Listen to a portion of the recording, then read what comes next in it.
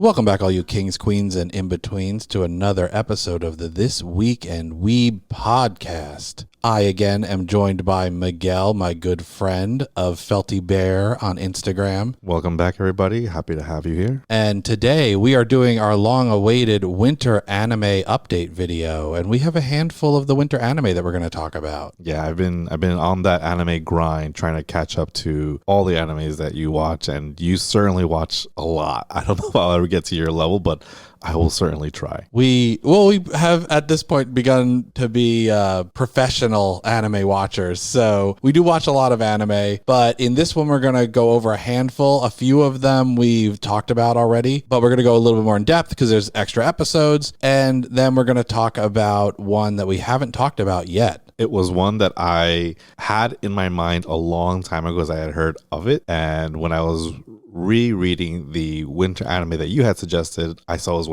one of those on that list and figured this would be a great opportunity to catch up on that. Awesome. So do you have a preference on where you want to start? I would say let's continue with the ones that have been the most current so far and continue on with that, which in this case would be our dear special friend, Mr. Villain, and the 7th Time Loop. Awesome. So let's start off with Mr. Villain. We now have 3 episodes of Mr. Villain out as of time of recording, and I think it's doing more of just what it says it's going to do, and I'm enjoying what I'm getting. I am enjoying Mr. Villain very, very much so. I think the original hype that happened when I started watching has died down a bit. I am hoping for a bit more, for a bit something else to happen, whether it's a fight, a big interaction. The day-to-day aspect of it, the slice of life aspect is wonderful, and that's what I do enjoy, but it has started to slow down a bit. So I am definitely hoping they're going to pick it back up. I do like the idea of incorporating the side characters a bit more. I do like the idea that he has other frustrations going on. The most recent episode was Christmas themed, which was wonderful. I'm just hoping for a bit more the next one.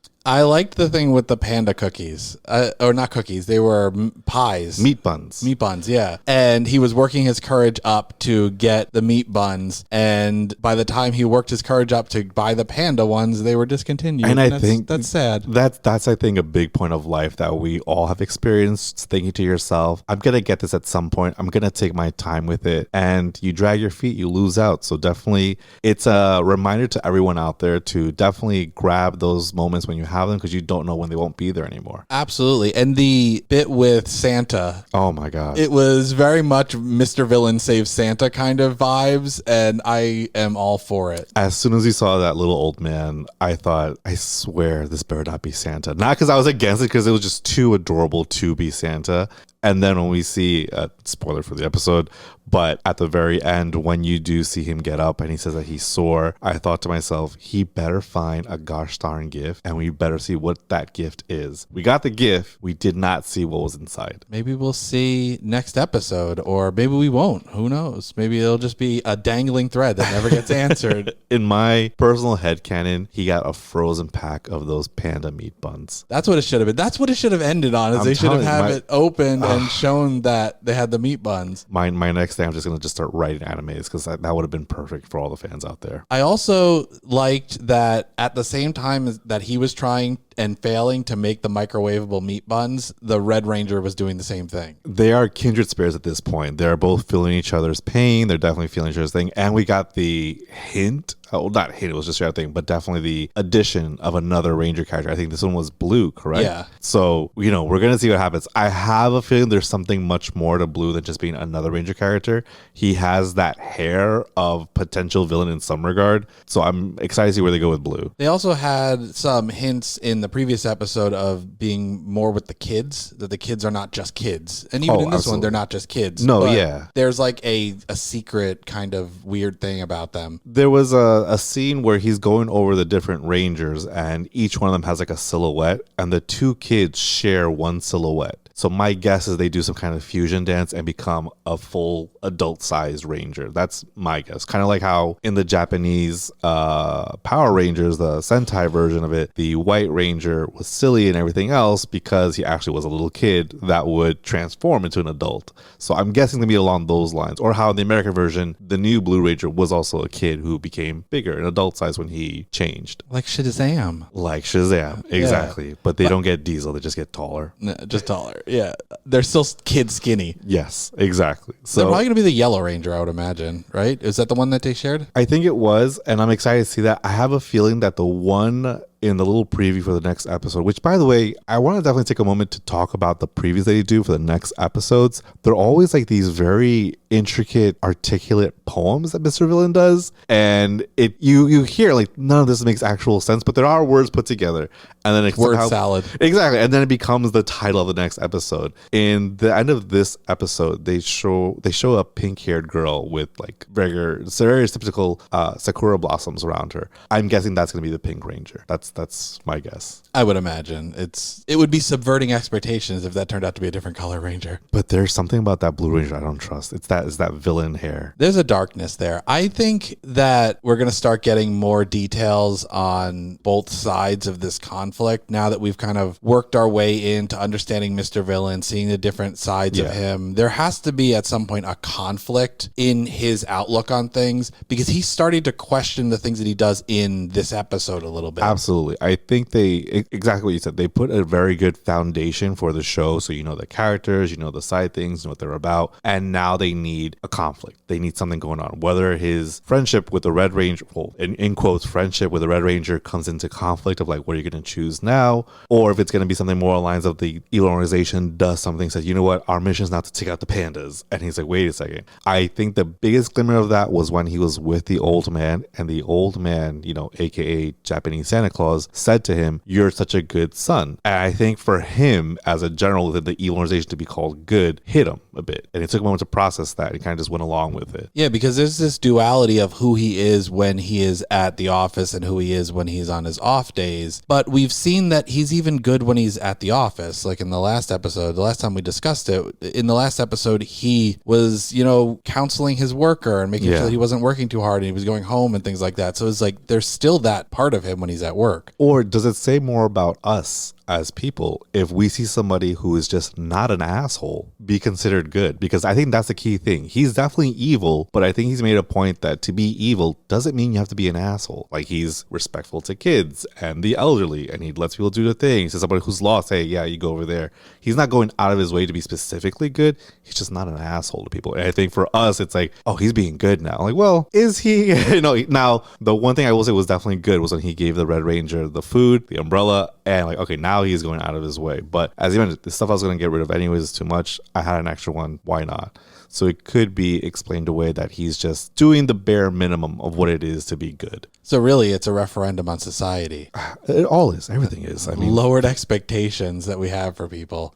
And that's what, if somebody were to see me in the street and see me without an umbrella and offer me their umbrella or even an extra umbrella, I would think, oh my God, this person's a saint. When in actuality, they have something probably going to get rid of anyways, and just being nice. Like, not necessarily good or a saint, but just nice. And I think that's what's kind of catching us off, because at no point is he overtly nice to anyone, even to the cashier girl. He's respectful, he gets her things, he moves on, thank you for your recommendation, that's it. But because he's being this kind of like, again, this interaction of positivity, when someone who is saying, I am evil, you don't expect that. You expect him to be an asshole the whole way through. You expect him to kick puppies and everything else because he's evil. But for him, being evil and being a bad person are two very different things. Yeah, and I think there's eventually going to be a point where we have to see that become an issue, because if it's not just going to become an issue at some point, then, you know, where's the through line of the show besides being slice of life? I know slice of life is a thing, but even in slice of life, there has to be some kind of conflict, and I think we're going to get there within the next couple of episodes. I think by episode 5, we'll have it solidified what the conflict is going to be. My guess is in the opening credits, there's another guy, part of the evil organization, who also has evil hair, similar to the Blue Rangers. Not exactly, but a little similar. I believe that person's going to make an appearance and it's going to say, hey, since we're evil, we have to do this evil thing. And this is going to be the first major conflict of between like, well, no, that's an asshole thing to do. We shouldn't do that. He's like, well, it's evil, so we're going to do it anyways. And then there's going to be the part where he's going to have maybe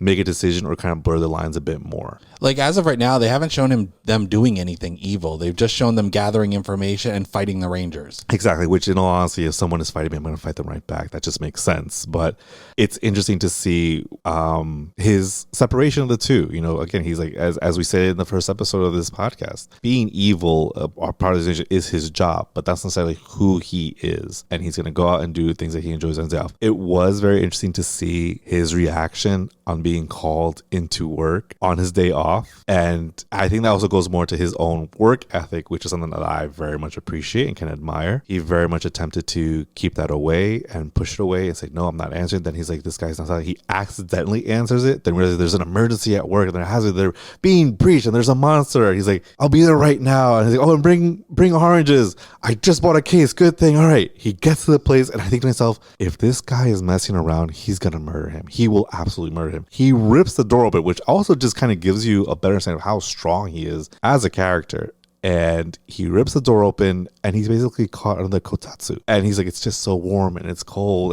And then he's just like, fine, I'm here. Let's have an orange, whatever. We'll just hang out and sit under this warm table. But he did mention that he got compensatory. He was compensated for that off day to make sure that it kind of still holds up. Because it's his day off. He shouldn't be working. You have to value your days off. But I did like that he just kind of hung out there with the worker, that obviously there wasn't this huge emergency or anything, but you know, the guy wanted to hang out with him. Really, at that point, you've already been bothered. What are you gonna do? Might as well just hang out and have some oranges. I have high hopes for the series. I think it's gonna be a nice pace, a nice change of pace from a lot of other things. I think it's gonna be kind of what we're getting with some higher stakes in the next handful of episodes, but I'm excited to see where it goes. I think, again, I'm definitely still enjoying it. I am waiting for that big change or conflict to arise so we can see a change in pace from just everyday slice of life stuff, because while it is adorable, sweet, funny, again, seeing him have this inner turmoil about having to eat the panda meat bun was amazing. But I definitely want to see exactly that conflict now arise. That kind of like, okay, now where does this come to a head? If it continues down the slice of life path, I won't mind it, but it definitely would be losing a few points as well as it started originally. Well, speaking of anime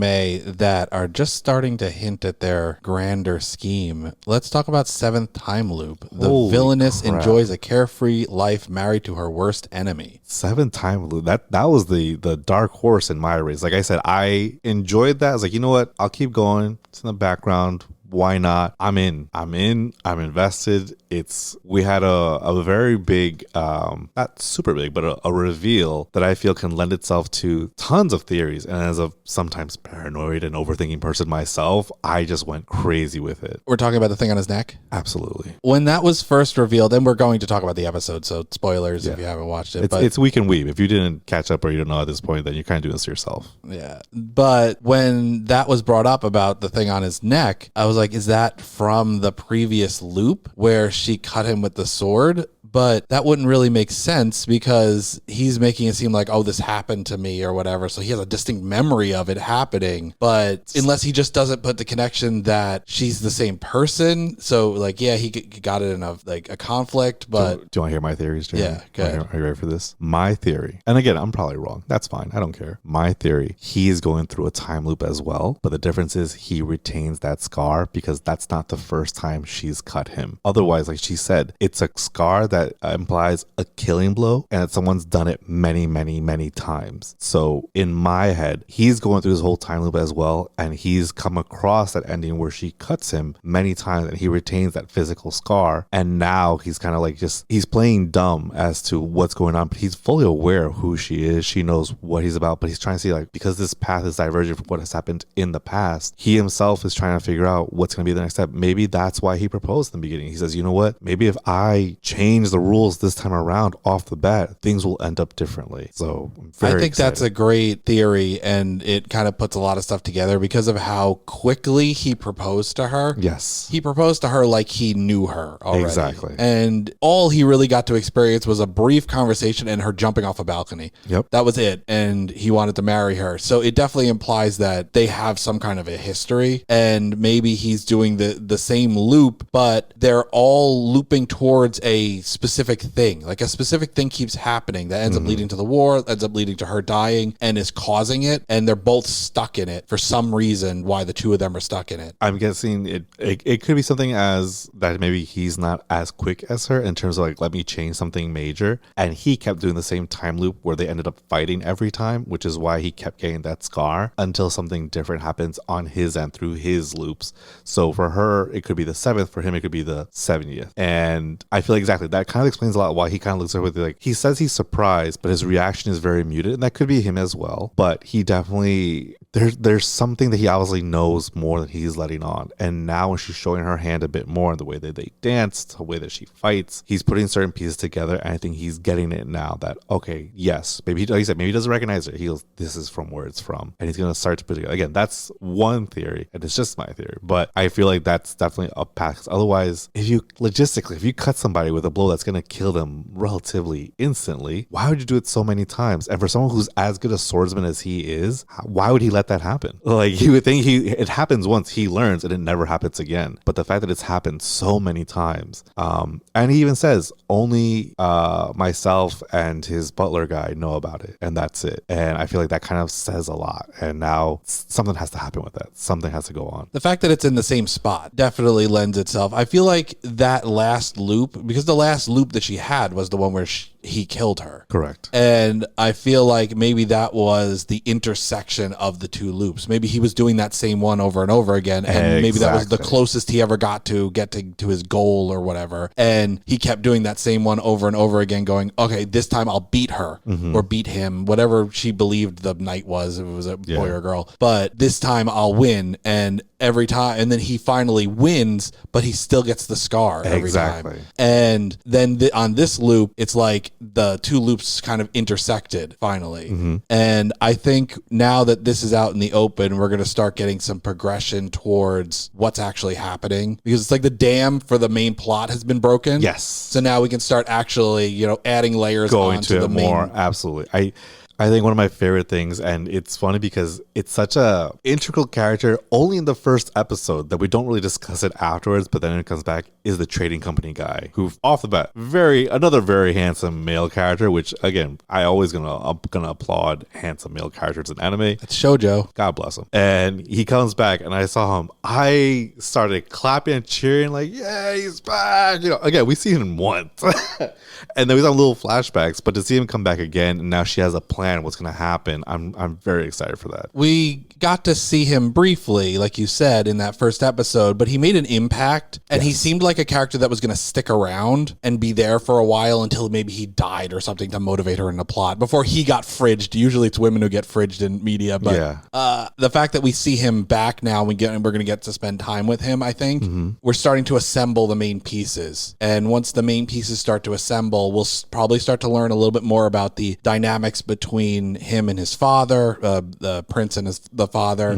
We'll start to learn more about the tensions between the nations. We'll start to learn a little bit on that end, and then we'll start to get her investigation on the other end, because I think they're going to throw that element in there where she's going to start using the people, resources, and knowledge that she's gained to try and figure out what's going on. Similar to Mr. Villain, they've definitely laid down so much great groundwork for this, and they've definitely have established people's talents and skills and everything. I feel that now the next step will be like, okay, now that we have all the pieces, let's put it together. She has her merchant people. She's chosen her handmaids carefully. She's made a change in one of the other maids' position to kind of help elevate her. And now she has a plan about certain things. Exactly. Now I think she's going to say, okay, now we're going to put these pieces together and find out what happens. I am still extremely, I think obviously until we just get more, it's natural for anyone watching this. I'm still very invested to find out more about the prince himself, because for someone who seems relatively young, young to be that skilled with a blade to the point where he's like a one-man army, and he doesn't hesitate from killing at all. He just sees it like blinking, and we saw that in the, I think it was the last episode when they got picked up by the brigands. Yeah, it was 2. Exactly. And he just came out as like, he's almost annoyed by like, oh, now I have to do this.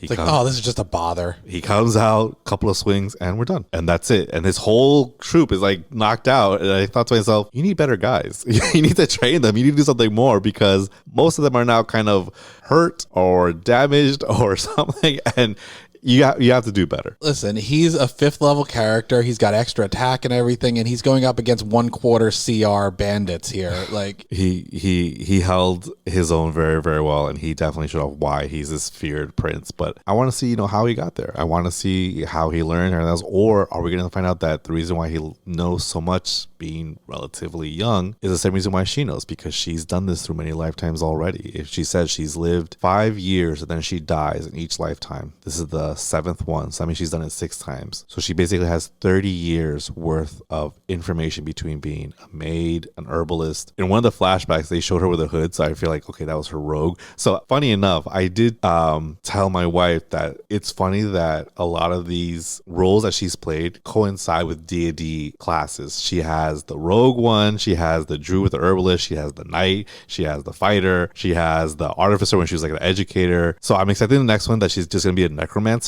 and then she's gonna be all set.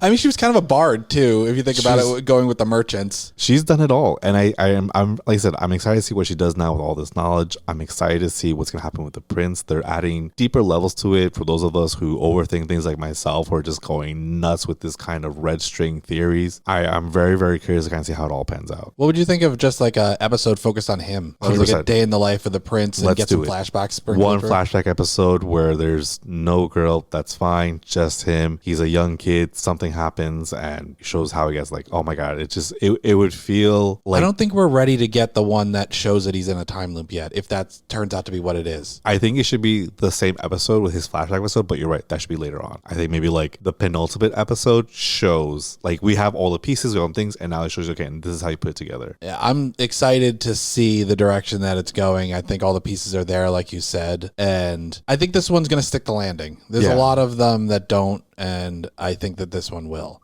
I think it's going well, and I it's not supposed to be etchy sketchy or overly romantic or sexual or anything, but in some of her dresses, I'm assuming it's her bodice, they make her so ridiculously voluptuous, and I'm thinking, how does she not just fall over? Oh my god! It's probably the dresses, because they have all the frills and crap. Yeah. There's one where she's wearing the pink dress about to meet the merchants, and her proportions are insane. And it's an anime, so it's supposed to be the same, but just more so than usual for an anime that isn't focused on that specifically. Well, when you see her in the other outfits, like the merchant outfit when she was traveling around and stuff, and it was like the more manly looking outfit, she wasn't that. No, exactly. That's why it stood out, because like, wow, that's never been a thing for you, but there it is. Here we are. She's going to a negotiation. She has to flaunt her assets. Hey, she's going to get everything half off. Speaking of anime that we might not think are going to stick the landing, or at least I don't think is going to stick the landing. I'm not sure if you know which one I'm going into, but I'm going to talk about Gushing Over Magical Girls.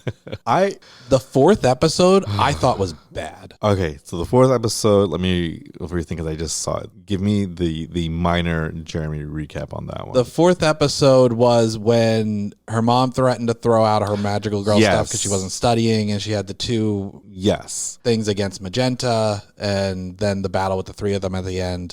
It wasn't my favorite one. So first of all, I gave myself the college try to say, you know what, I need to try this again, because one, again, like as I mentioned, I don't have a lot of experience with ecchi anime in general, and 2, I knew you were watching it, so I figured it gives me a chance to kind of try something else and something else to kind of discuss. So I did watch all the episodes up until including the 4th one. That's why they all kind of blend together a bit. I am starting to like it, not specifically for the ecchi aspect, but because it is cute, it's funny. I think the writing of it is funny. I think the character, especially with the new character, the gun one. I love her dialogue. Her dialogue is hilarious. Oh man, it's amazing. And in a very similar aspect to 7th Time Loop, you are seeing the hints of more messed up things down the line. You are seeing the hints of the yellow magical girl definitely being what I would consider evil. She even says to the mascot that, like, as long as I get paid. So she's not doing this because she's a good person or a good magical girl. She's doing it because she's getting compensated in some way. And she's also frustrated with her role. She doesn't want to be a background character, it seems. She doesn't want to be the defensive one, which is what they always make her do. She has these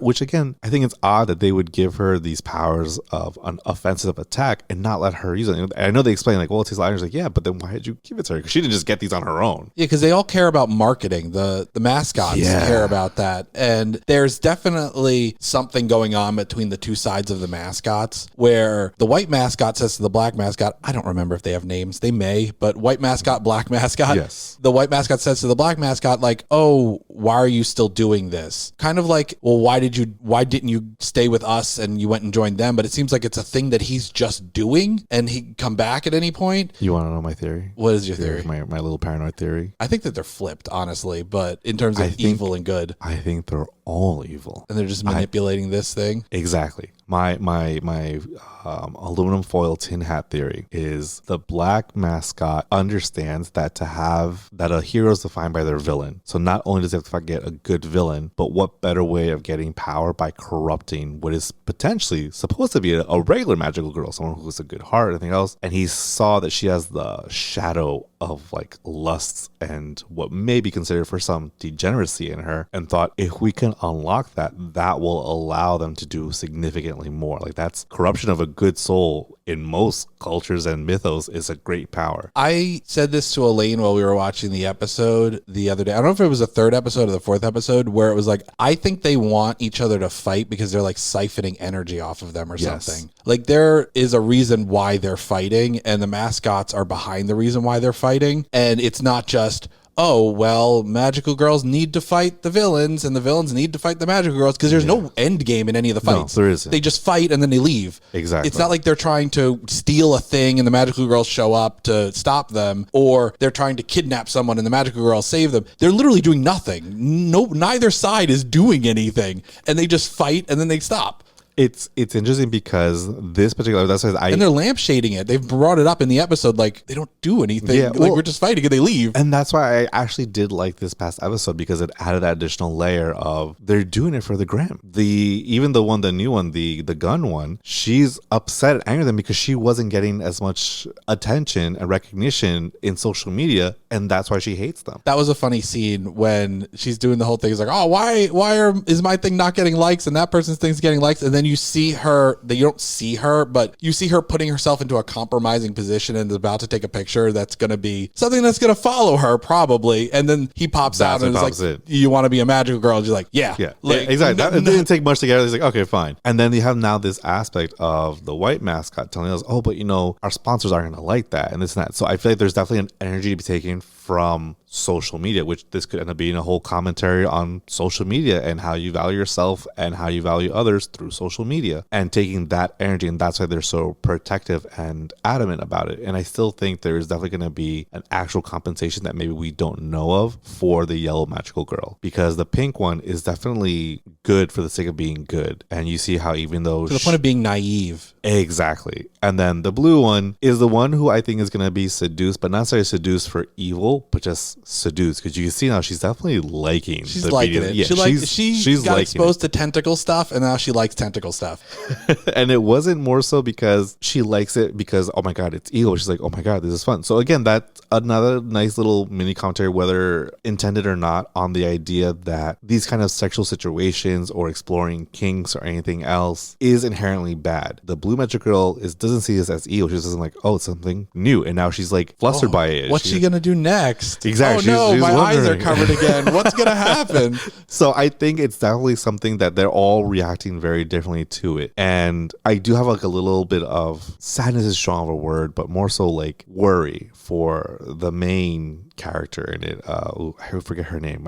I never remember anybody's name. Magica Brazier, which I'm going to tell you something about that in a second. But Magica Brazier, because she is definitely like exploring herself and her sexuality and everything else, but it's being weaponized and it's being used against her. Like she's learning these things, she's learning what she likes and everything else, but they're using this to inflict non-consensual harm against the other magical girls. He's blackmailing her. The mascot's blackmailing her with her porno mags, which he gave to her. So it's it's a very messy situation, but I'm curious because they are adding these levels, because now you also have the fact that someone who was always such a loner now has a friend. Granted, a very psychotic in her own right friend who loves guns and is just there to be, for all intents and purposes, evil because she wants to destroy these magical girls. But now they're friends. And she said, this is the first time I ever hung out with a friend. Hope I didn't arrive too early. So that kind of gives you more insight into how she was. She's always been alone. She's always been herself. And she was always getting gratification through social media, which is why it bothered her so much that she wasn't getting enough likes. Exactly. And now, even with the introduction of Magica Brazier as her friend, she's getting gratification of being appreciated by someone, not specifically social media, because she's developing an actual relationship. So I think that friendship on itself is something good for both of them, and I hope they're able to kind of nurture that and not something just for the sake of let's take down the magical girls. We also do know that there's a third one. Yes. In the evil organization. I think she'll be the lolly one most likely. Yeah. Well, I mean, she didn't look like a lolly in the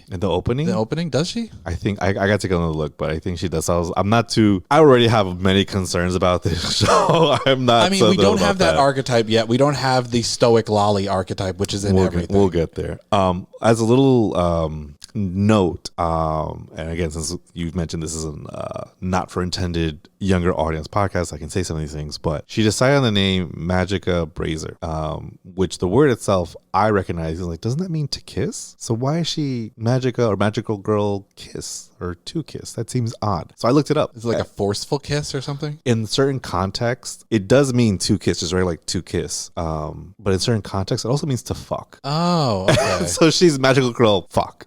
And I thought that was great. It could be very innocent and sweet, or it could be very vulgar and slang, depending on how you kind of take it and what context it is. So I thought that was appropriate for her and her character, who outside of the magical girl aspect she's, you know, she enjoys her porn mags, but she's relatively innocent. She's just trying to explore these new ideas and feelings on her own, as most young people do. And then in the context of magical girls, she's a BDSM villain, as using those things against them. And a little side note, again, as I know we kind of touched upon, as a generally very sex positive person, I actually do enjoy that they're kind of incorporating different types of BDSM and kink play. Now we've covered obviously being bound, tickling, wax play, blind, like blindfolded, voyeurism,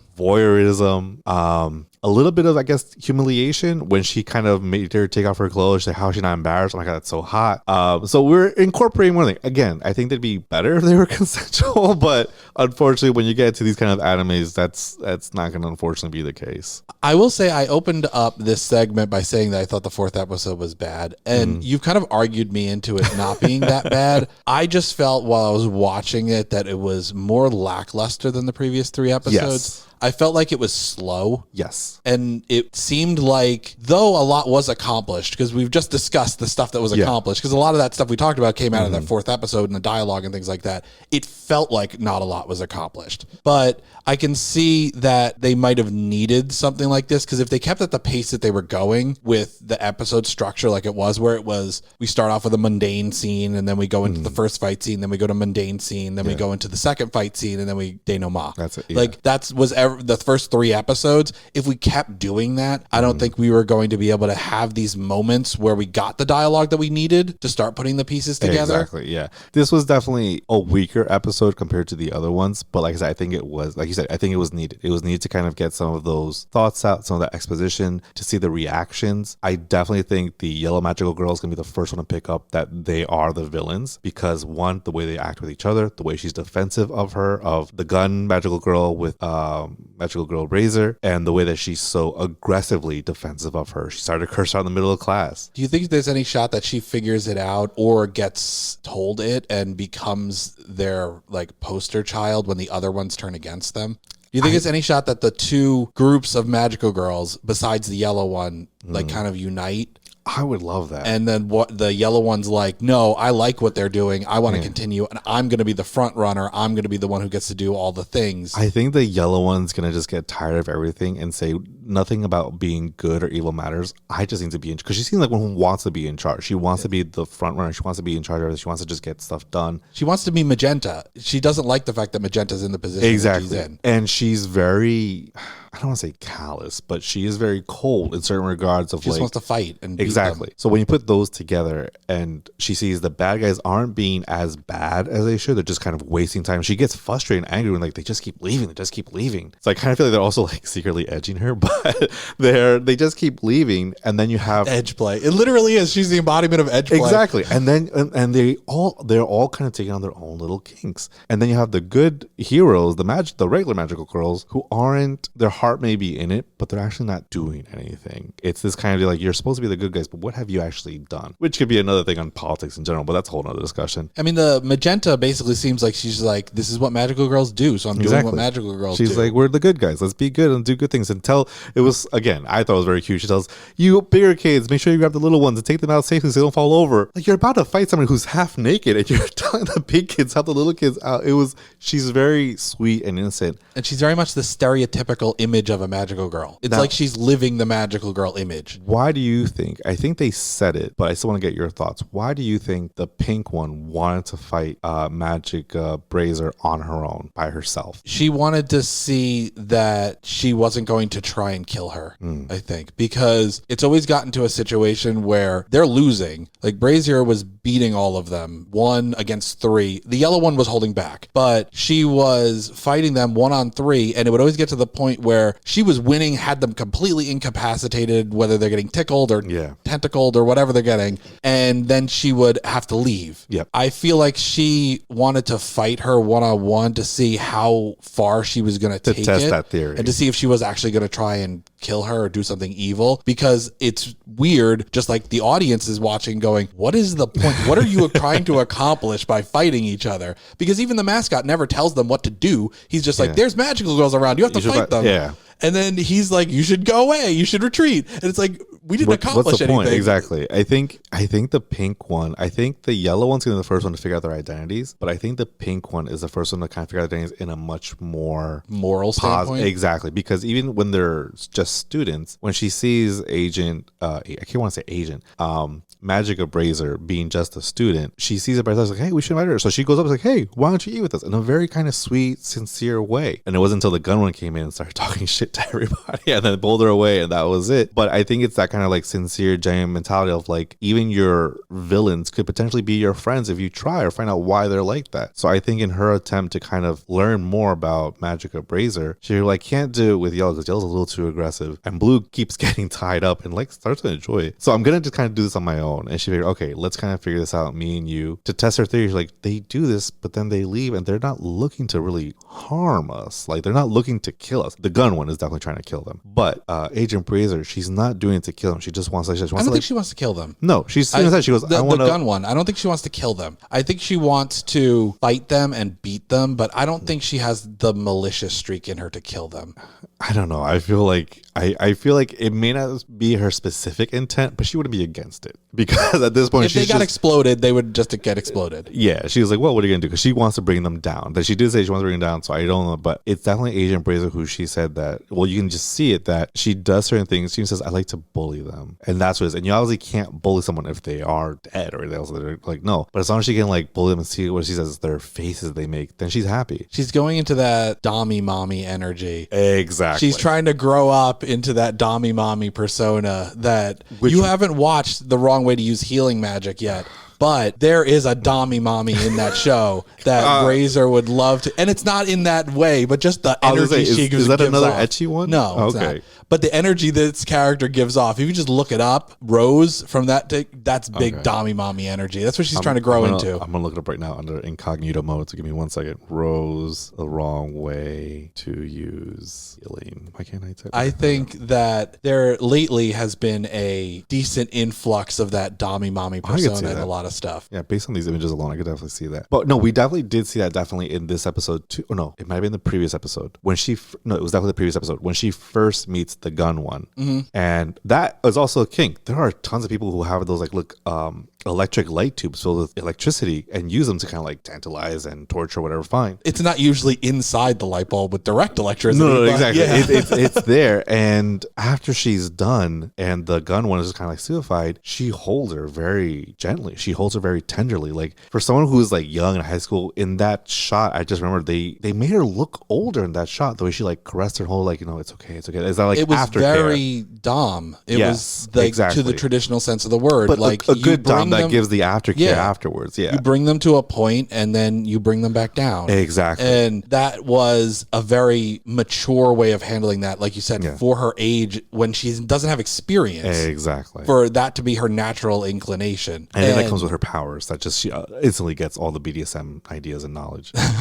The thing that I'm interested to see is what are the chains that the mascot was talking about in the second episode, I want to say. It might have been the third episode. No, it was when she fights Blue. Third episode. She fights Blue or Azure or whatever it is. But she fights the blue one and the mascot says about her the chains on her heart. Chains. Yeah. And trying to get her to a point. I'm wondering if they're supposed to represent different things and they're trying to get to a point where they represent that thing, like embodiment of a certain thing, and they're trying to get them there. I think it goes back to that idea that I had mentioned of just corruption of what is maybe considered a good spirit, because obviously she's doing these things, but when she is a student again and not in her lust frenzy, she feels bad about it. She gets turned on, but she feels bad because she doesn't want to fight them. She loves the magical girls. She has their figures, and by the way, it was so adorable when she bought the figure. Yeah, but she has the figures. She looks up to them. She admires them, and now when she's in her magical girl form, it takes on a different type of love. It takes on a different type of like obsession and like the kink aspect to it. But at her core, she is still a good, I think she's still a good person with a good heart. And if the idea that we go for a second is the idea that there's going to be a power or a release with corrupting a good spirit, it's kind of taking off the chains of her degeneracy or anything and kind of fully corrupting this once trying good to bleed person. It over to her normal exactly self. Saying, you know, that's one she's crossed another line. She's crossed another line to the point where she's crossed all lines, and then she becomes simply that idea of just like lust and everything else. And there's no more of the student girl. There's only the Magica Brazier left. We're looking at this very much like we're expecting a big anime conclusion conspiracy kind of thing. It could end up being that the subversion of our expectations is that the mascots are trying to help them and they're trying to break off the chains that they've put on themselves. Oh, that's true. To become their chains true of society. selves. Yeah. And maybe that's what the goal is. Maybe there is no good and evil, but through conflict they bring out those chains, and the yellow one could be the one that takes it too far or something like that. And I definitely think the yellow one's going to have more of a role to play because they're starting to give her more and more focus as the episodes go along. I will bet you dinner next time we do this, or early lunch, that the yellow one is absolutely going to be evil. And I don't mean just like, oh, kind of morally great. No, straight up evil. The big bad. She's going to do something that crosses the line. And I bet you even double down that the white mascot will be willing to overlook it because it still helps them towards their end goal. Yeah. Again, I don't know, but I have a feeling that might be it. It's funny that I started this off saying that the last episode was bad and that this was the anime we talked about the longest. I'm as surprised as you are, because again, this is one that I didn't want to watch again. I was like, this is just too much. But when you actually gave it a shot, and I think this kind of also is a little mini moral for everyone who's listening, give sometimes animes that you are unsure of or maybe even not crazy about a shot anyways. Like you said, give it a 3-episode test and then see how you feel about it. And I gave it the test, and sure enough, I'm invested. I want to see how this turns out. I think it's possible that this might have done a reverse 3-episode test where it tried to grab your attention with all of that stuff in the first episode, because that first episode was a lot. Yeah, it was a lot. Yeah. And the second episode followed up with a lot. The first shot of the second episode was the 3 magical girls. Already being tied up and everything. So you get a lot in those first 3 episodes, and then the 4th episode hits like, oh, you're still sticking around? We're going to get into the story. Exactly. Like there's more to this. Yeah, they brought you on because there was a lot less ecchi stuff in this episode. They had the whole scene, but she was covered. Yes. There was only one. But still covered. Yes. There was only one little section where you saw anything uncovered. Yeah. And it definitely didn't take it to the extent that the other episodes did. So it's like, did we do that early to try and grab attention? And then we're going to slow down and even those scenes were tied into a much bigger thing. You saw a little bit of the blue one, but you saw that she's liking it now. You saw a little bit of the pink one, but you still saw her determination to do the right thing despite the situation she was put in. She was not going to let that stop her from being a good magical girl. So I think, this episode specifically does give you more insight to all of this, whereas the first ones were very superficial in terms of like it's just an ecchi anime. Now I was like, we're gonna put some plot into this, so you're like, okay, fine. And now if you stuck around this long, you should be at least somewhat invested. Like, okay, I want to see how this pans out now. Yeah. See how the ratings dip after episode 4. They're like, oh, what were you guys around for? I think this one was actually rated pretty high when I looked on my anime list. Let me see if I can bring it up again. And I keep having to look up the Japanese name sometimes, but while we go on to the next episode, I'll just find out what the rating was for this particular episode. After talking about the etchiest anime that we're watching this season, I would like to transition over to maybe not the cutest, because I think Fluffy Paradise is still the cutest, but in terms of cute from a romantic standpoint, we're going to move over to Hokkaido Gals Are Super Adorable. God, yes. And this is just one that you caught up on. I had caught up on it after the 3rd episode aired. And after the 1st episode, I had a lot of things to say in our Should You Watch about the character designs. Mm-hmm. There were things I didn't like about the character designs. Okay. I didn't like his hair. The main character's hair is rough. Protagonist like hair. poof. Yeah, that's it's a like lot of weird. protagonist though. And I didn't like the proportions of the girl because her like ears are weird and her nose is weird. Like she has a weird face shape and stuff, but she has huge boobs, right? Yes. Oh, okay. But I actually would prefer. I think her design suffers a little bit by her boobs being so big. They are too big, and I'll get into why from what I saw. But go ahead. But it's starting to grow on me. I also had it pointed out in the comments by one of the people who watches our channel religiously that they might have been trying to go for a more traditional Japanese look for them because they're supposed to be like in the rural area. Yeah. So they changed it a little bit, and the way that they changed it a little bit to make it look a little bit more Japanese just hit my eye wrong because I'm used to seeing anime looking a certain way. But this series has really grown on me and I really enjoy it. After I finished the 3rd episode, I found myself going up to try and click for the 4th episode that wasn't out yet. And I was like, And they've even introduced the 2nd of the Hokkaido girls now. Man, and I really like her as a character. We're going to, I'm sure in the next episode, we might get an episode in between so we can settle, and then we'll probably get introduced to the 3rd one that appears in the theme song. But I have more theories on that one too. Go ahead. I am enjoying it. I think it's nice to see the dynamics between them. The protagonist seems like a genuinely nice person. Yes. And yeah, we're going to end up in who do I choose? This whole thing. I don't want to go be with anybody. I just want to be friends. And that whole thing. I don't think so. And I'm going to tell you why. Okay. Well, let's just jump into your theories then. Okay. I have tons of thoughts, tons of theories, but I want to, get your feedback on it as well, as is the point of the podcast. So to give you a little bit of background information without making this too long of an explanation, there was a YouTuber who he and his friends had gone to Hokkaido. So because they had gone to Hokkaido in Japan, so many of the episodes were Hokkaido based to the point of they milked this trip for all it's worth. Every episode for about a good maybe 2, maybe 3 months was Hokkaido related. This is the northern part of Hokkaido. We're going to go to bars in Hokkaido. We're going to check out this festival in Hokkaido. And I thought, is there this much stuff to do in Hokkaido? And there may be. I've never been, obviously, but I was at the end of those 3 months. If I never heard the word Hokkaido again, I would be fine with it. I could not stand it to the point that it became an ongoing joke between me and my wife. She would tell me, oh, hey, they went to this place. I go, is it in Hokkaido? She'd say, no. Okay, we're going to watch then. I couldn't say any more of it. I get it. It's cold. They have snow. Wonderful culture. That's where the monkeys are. I couldn't. No more Hokkaido, please. Shortly after that, I had heard about this anime coming out, and we just had a good laugh because I thought, even when I escape Hokkaido, I can't escape Hokkaido. It's coming back again, and now anime form. And at that time, I had started to watch My Dress Up Darling. And obviously the protagonist girl in Hokkaido Girls looks very much like Marion from My Dress Up Darling. The proportions are much more exaggerated. But again, the whole idea of like a Gyaru girl, blonde, nails, the whole nine. I thought, okay, so this is just My Dress Up Darling in Hokkaido. I had to Google that when they mentioned it in the episode. So I'm not an expert, but I'm very familiar with Gyaru Girls. I can tell you why. I didn't understand because they kept just saying the term and they weren't explaining it. And I was like, okay, I'll just Google it. So, I mean, with those same YouTubers that I see who do a lot of such because they live in Japan, they obviously mention a lot of times, the main city in Tokyo where it's like very fashion forward and fashion. I forget what the name is. It's I hear it all the time and I forgot about it. Shinjuku? Might be Shinjuku. Maybe. But they talk about the Gyaru culture there and how they have these girls. Normally, the Gyaru girls in this area, at least from what's shown, generally Harajuku. Thank you.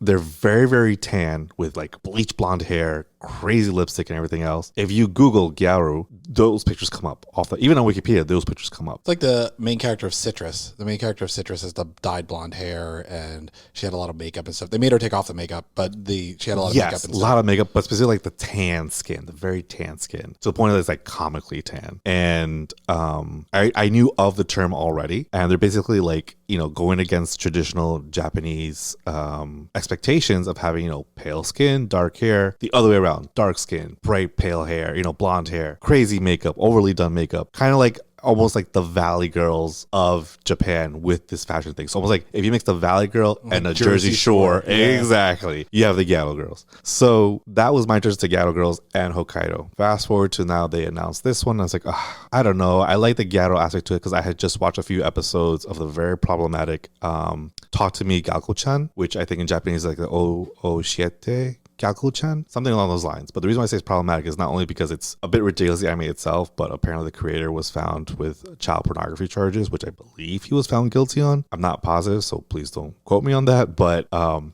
anime in of itself is interesting, and there are funny aspects to it. But now in the context of what the creator has been charged with, it's hard to enjoy. But it was still nice to see, the gyaro culture being represented in anime. When it finally came down to these kind of winter animes, and I saw it was on your list, I thought it was like, oh my god, this is something I did want to watch at some point, but between the super saturation of Hokkaido and everything else, I was like, I don't know, but like, let me give it a shot. I watched the episodes and I enjoyed it. I loved it. I thought it was great. I think the Gyaro girl herself, the main girl, I forget her name right now, she was awesome. I think the guy thing was very funny. I think he's sweet and sincerely nice. It's that kind of like niceness and innocence that's very naive. And I don't think I was asked if the main protagonist girl could be considered like a Fuyuki, yes. If she could be considered a manic pixie dream girl. I said no, only because she's not forcing him to do anything that's like super crazy and out there. And it's not that she's like, oh, naive, like, I don't know what rain is. Like, no, she knows what things are. She's a smart girl. She's not a complete airhead. No, she knows just being herself. Exactly. She's unapologetically herself. She knows that she's pretty. She knows that she's sexy, but she's not doing this for other people's gaze. She's doing it for herself. And then she knows how people react to certain things. So she likes to tease him about that. She's very much aware that kind of makes him all flustered and worried, but she does it specifically to tease him. Like the scene in the snow fort. Exactly. In the snow fort, when she puts her foot on him, when she whispers in his ear, she cries like, oh my God, you're blushing. But then the fun thing is you see it kind of backfires where she obviously is starting to like it too. And I'm very excited to see how that turns out. And his sincere, at least his sincere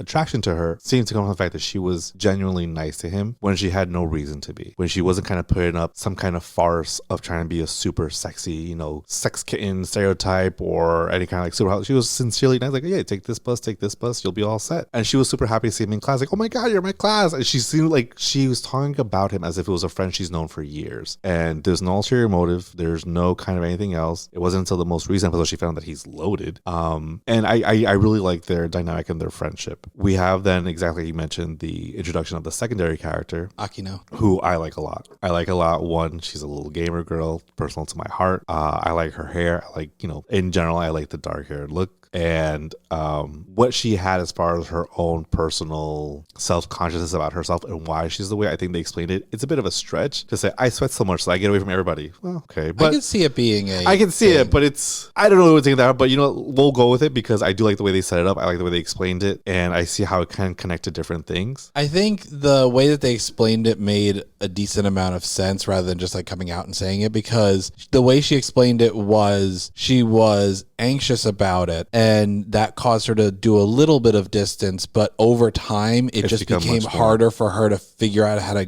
work her way back in, and it just like the gap started to grow bigger and bigger and bigger. I think it was more so because that's the most random reason to have distance I think that I've ever heard. But if anything, because it's random for me, that means it's also more original. I don't think I've heard that specifically before, so I was like, you know what, let's go with it. I do like that it shows that she still does want to have friends, because as soon as she became somewhat comfortable with him, she did start oversharing and get enthusiastic about the gaming and everything else, to the point that he definitely got a little self-conscious, but he did explain, no, I like the way you get excited, like everything else. And at no point when Fuyuki saw this other girl become friends with him, did they all of a sudden, did she like get angry or possess her? She's like, oh great, now we're friends with her as well. And they definitely wanted to kind of, that whole point of that started because she's like, no, I really want to be her friend. I really want to try and like get to know her. I've been trying so long. I can't break that wall. And now she did. And now they're like gonna hopefully be friends together. I definitely have my theory on the third person. It's a ridiculous theory, but I just decided to go with it, my own personal headcanon. In the opening, you see them all flying. They're all flying, everything else fine. Fuyuki's flying freely. The dark-haired girl is flying a bit cautiously, but she's doing it too. The third girl is flying on her knees, kneeling, smiling with a very blank look on her face. I believe the third girl is an android. And she is mimicking what she believes is appropriate human behavior.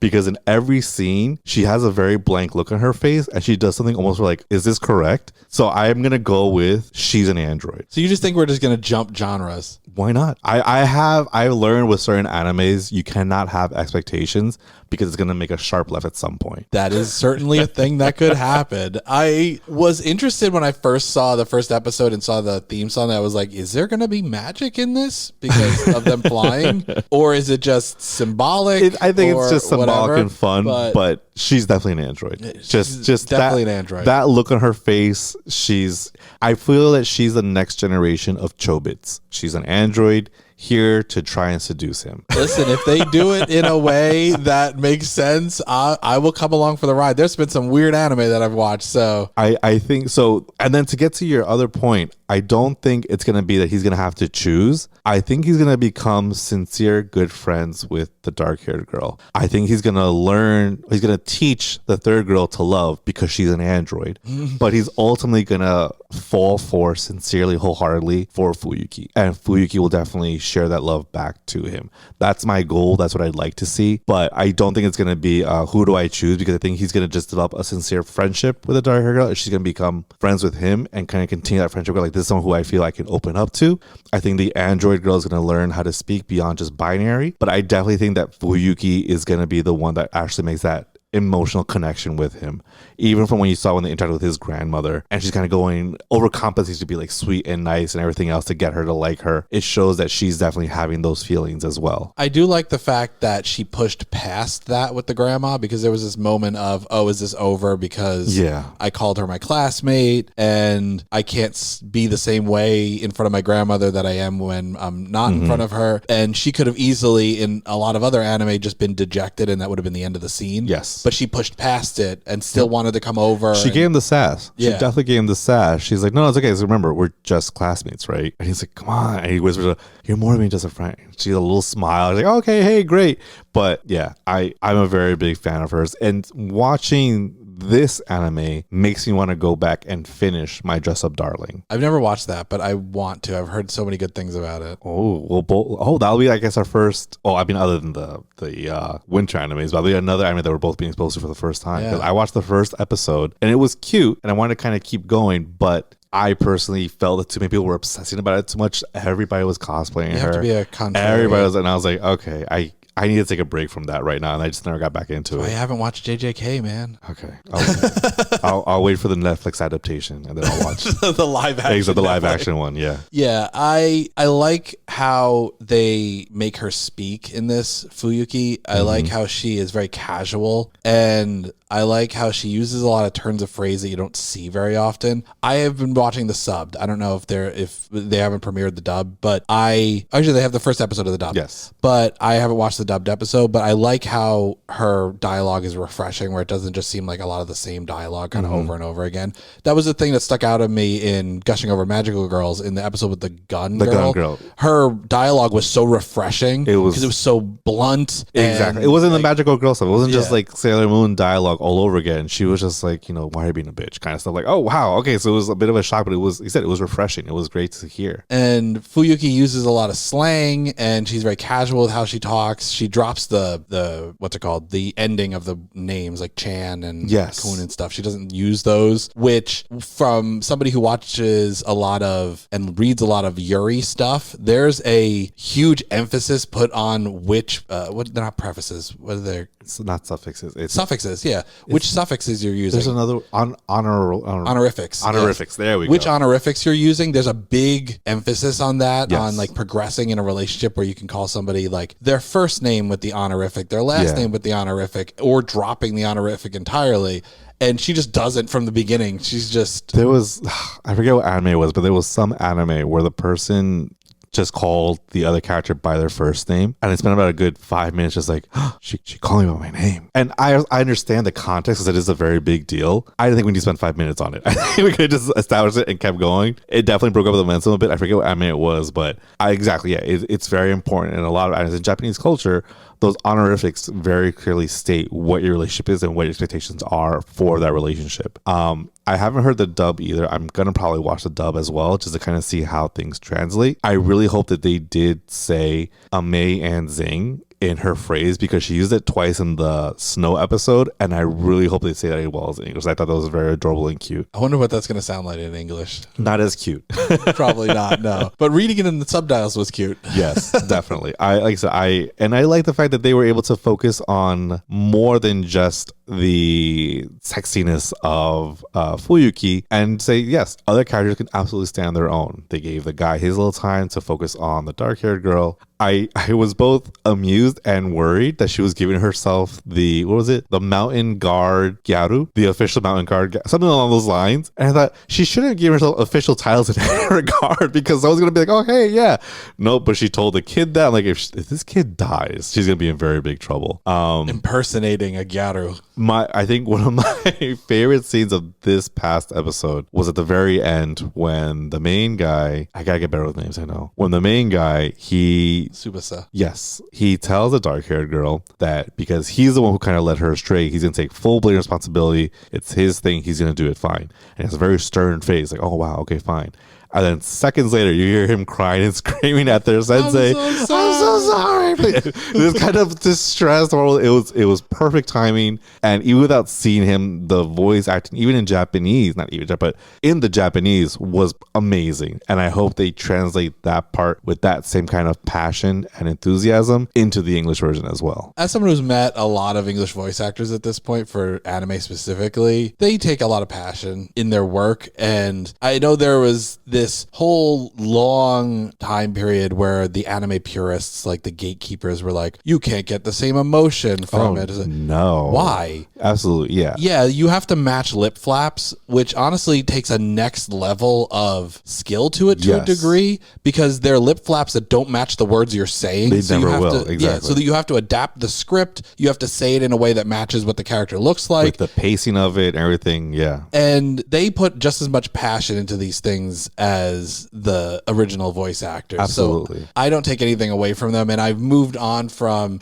the anime purist gatekeeping standpoint of, well, you have to watch the subs or you're not experiencing the anime. I think back in the day that might have held a bit more water. Oh yeah, I mean we just reviewed Pet Shop of Horror. I don't know if it's up on the channel yet by the time this episode comes out, but that was bad. Some of the dubbing in that was real bad. I think it's because back then they didn't put as much focus into trying to get into an actual, like, we just need to have in English people understand it. That's it. So they literally got Tom, who's the mail boy. Hey Tom, read these lines. And you're just reading the script in a lot of stations. You're not even watching the lip flaps or anything like that. You're just going on. But now you have, there's a level of focus and attention needed to say you need to be a good actor and a good voice actor, have a mesh together, because they're both equally as important and essential to pulling off this role. When you have certain anime that in the English dub is just as good, if not better, in my opinion, than the Japanese one, that merits its own level of recognition and praise. I think a lot of people say this, and I have a feeling you will agree, but one of the best examples absolutely is Cowboy Bebop. I was just about to bring up that the voice actress that plays Faye is in Pet Shop of Horrors. Oh. And that goes to show that a very good voice actress could have problems if not given the right direction. They're not given the right direction. The script isn't written correctly. Yeah, you can only do so much. Yeah, you're reading the lines, but if the lines don't match what it needs to match, or they're written a certain way. Like How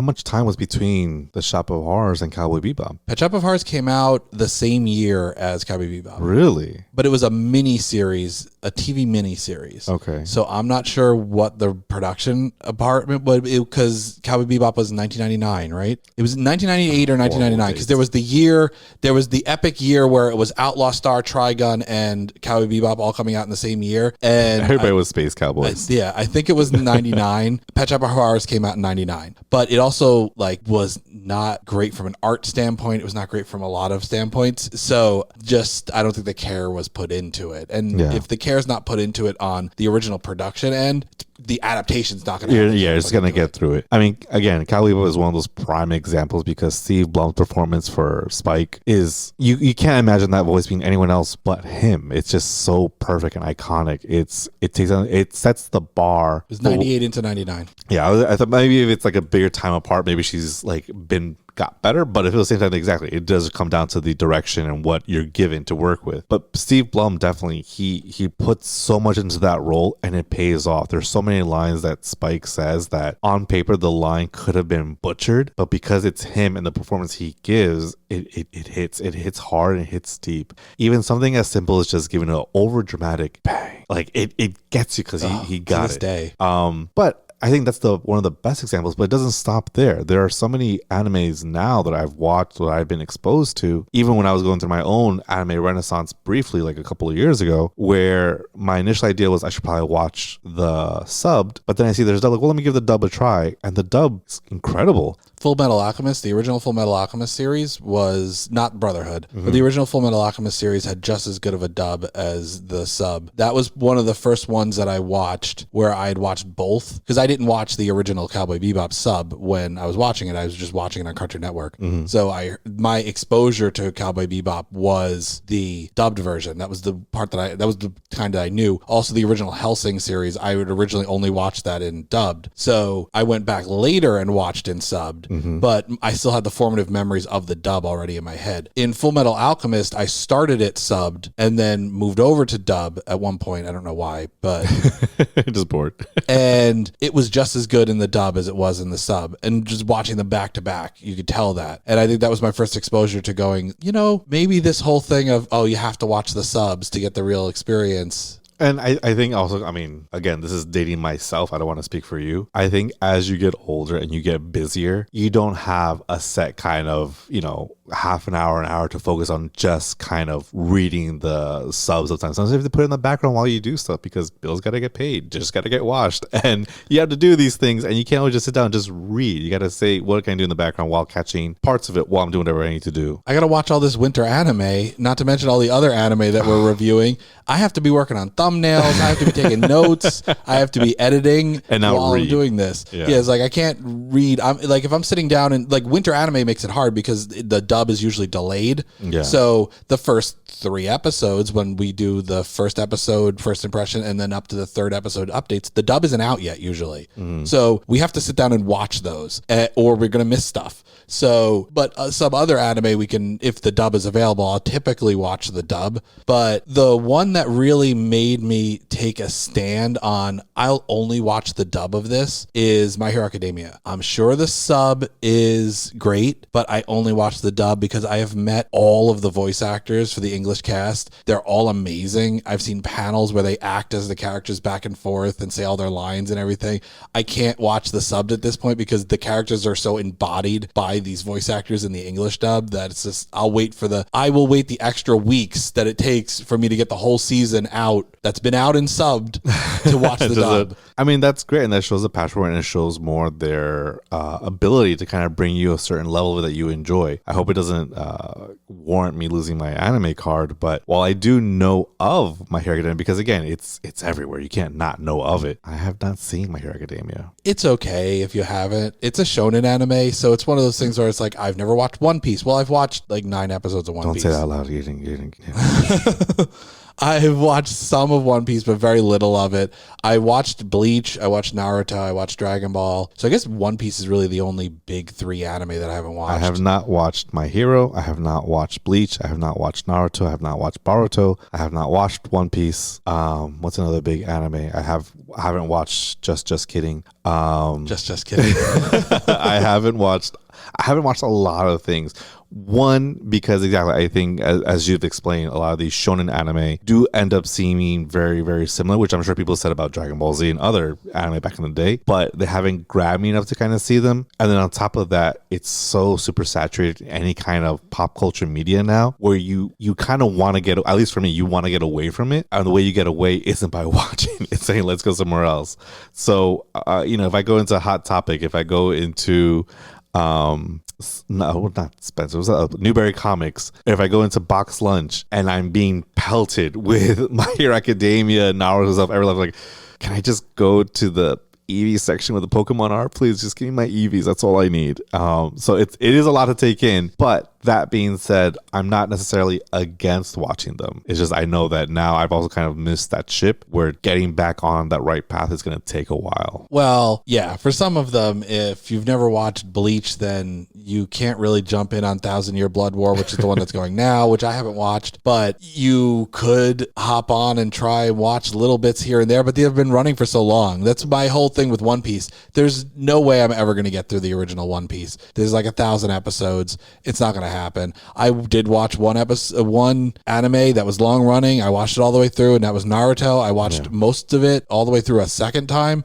And that was like 600 episodes or something if you count Shippuden. But if you're that far behind on things, it's kind of like it's on the list of I'd like to do it, but it's probably not going to happen. These things, I mean, again, it makes me sound so old, but these things, they take a commitment. I mean, it's one thing to watch, winter anime that comes out one episode a week and you kind of catch up on it and you're good, as opposed to, okay, well, I'm going to watch this anime that's been out from 10 years ago. And didn't get a second season. And let me kind of like, not only do you have to like get invested with knowing there's not going to be an actual payoff, but if it is a lot, it's like, oh, I got to make dinner at some point. I can't watch 15 episodes this night and every night for the next 4 months to catch up. Not gonna happen. It's not gonna happen. We were so far behind on JJK where like the second season was already halfway done before me and Lakota started watching it, and we watched the first season like piecemeal here and there. We caught up. We got to the second season. We watched the first handful of episodes like over like a week, and then we literally sat down and watched almost the entire Shibuya incident arc, which was like 20 episodes in one sitting.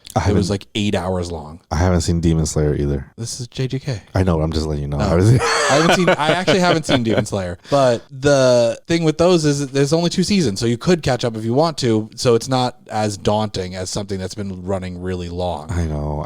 There's also a lot of shows that you've watched that a lot of other people haven't watched. Like a lot of people haven't watched Black Butler, but you've watched Black Butler. Oh, Black Butler. So I'm telling you, October, Black Butler month. It's on. What about Tokyo Ghoul? Have you seen Tokyo Ghoul? Nope. Lakota will push I haven't seen Tokyo Ghoul. I haven't seen Code Geass.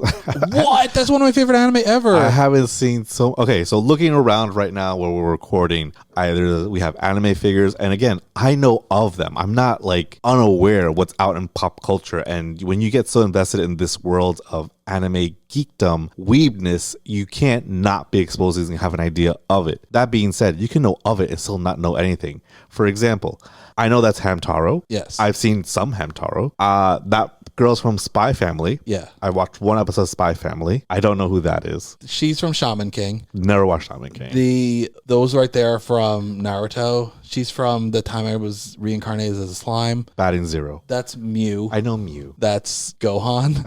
I know Gohan. That is not, I can tell you this much from my toy expertise. That is not an SH Figure Arts figure. That is the mass market Bandai version from the All Stars line. Yeah, it's not a expensive figure. I can just tell from the joints. That's from Nikopara. All of those maids there are from Nikopara. No idea about Nikopara. We got Hatsune Miko behind you. Hatsune, yeah. And we got Rem from ReZero. I know the girl with the thing on her neck. That's from My Hero, right? The statue. The one who's sitting on all the toys. Yes. Yeah. That's from My Hero. I know of Luffy from One Piece. The other girl with the pink hair is from Madoka Magica. Never seen that one either. That's like the best transformation of the magical girl genre that they ever had, I think.